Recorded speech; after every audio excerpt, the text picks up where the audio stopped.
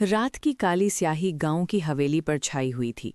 चारों तरफ खेतों में सरसों के पीले फूल हल्की हवा में लहरा रहे थे, लेकिन अंदर का माहौल कुछ और ही था। मैं सुमन हूँ। मेरी उम्र 28 साल है। शादी को 6 साल हो चुके हैं। मेरा पति विनय दिल्ली में नौकरी करता है।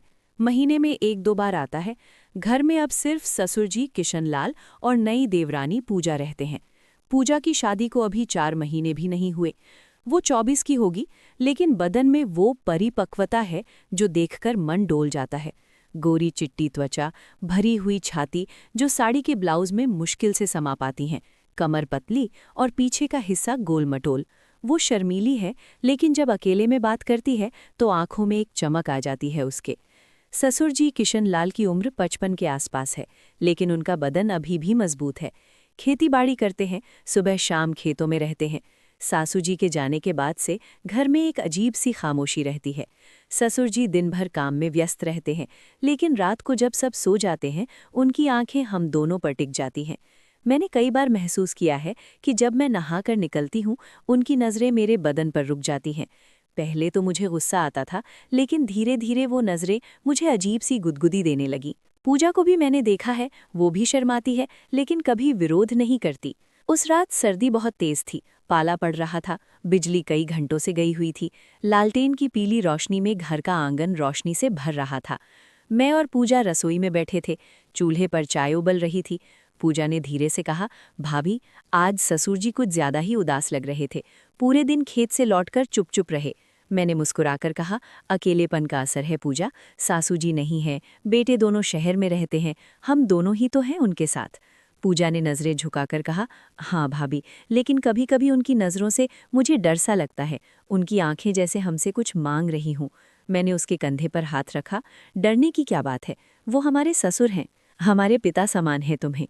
उनसे डरना नहीं, बल्कि प्यार, सम्मान और उन्हें समझना चाहिए। लेकिन मैं जानती थी कि वो डर नहीं, कुछ और था। पूजा मुझसे कुछ और ही जानना चाहती थी, चूँकि उसका हाल भी मेरे जैसा ही था। उसका पति भी बाहर ही काम करता था। सुमन बोली, भाभी, आपका भी तो मन होता होगा वो सब करने का। मैं समझ तो गई पूजा क्या कहना चाहती है, लेकिन मैंने छेड़ते हुए उससे पूछा, क्या करने का? तब पूजा शर्मा गई। मैं हंसते हुए बोली, क्या करने को बोलो? पूजा बोली, अरे भाभी, आप भी ना, रहने दो, मैं जा रही हूँ, और जाने लगी। तभी मैंने उसका हाथ पकड़ा और कहा, पूजा, करता तो है। ये सुनकर पूजा बोली, तब क्या करती हो आप? मैंने कहा, तुम्हें क्यों बताऊं? अरे भाभी, बताओ ना, क्योंकि मेरा भी जी बहुत करता, लेकिन मैं कुछ कर नहीं पाती। तब मैंने उसे बताया, जब भी मेरा वो करने का मन होता है तो अपने आप को खुद ही शांत कर लेती हूँ।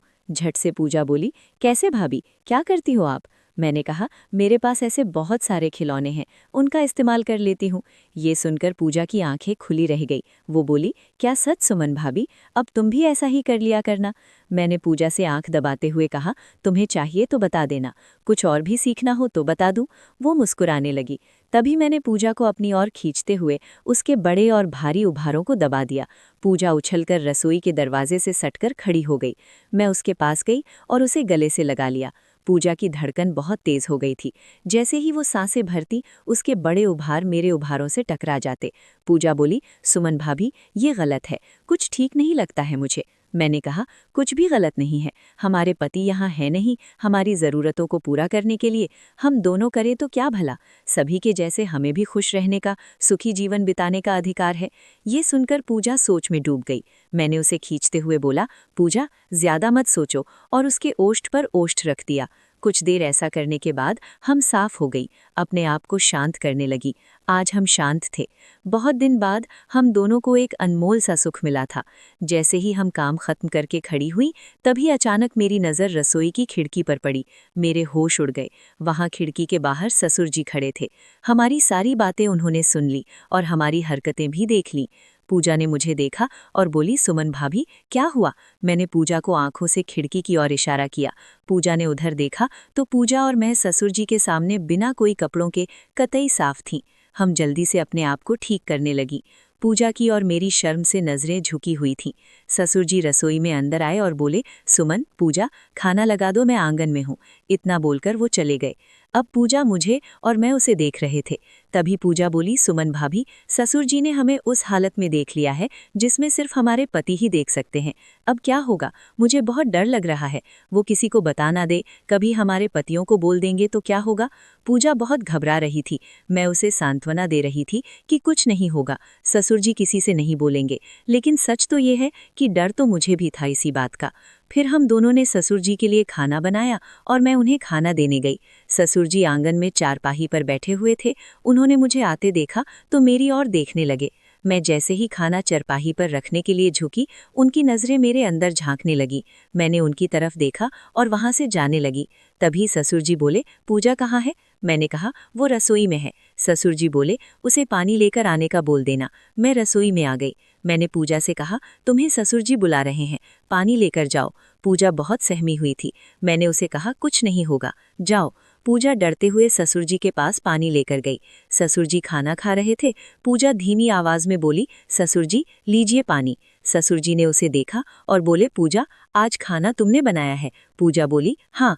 ससुर जी बोले, सच में आज खाना बहुत अच्छा बना है। और हाँ, आज का खाना देखने में भी बहुत बहुत अच्छा लगा था।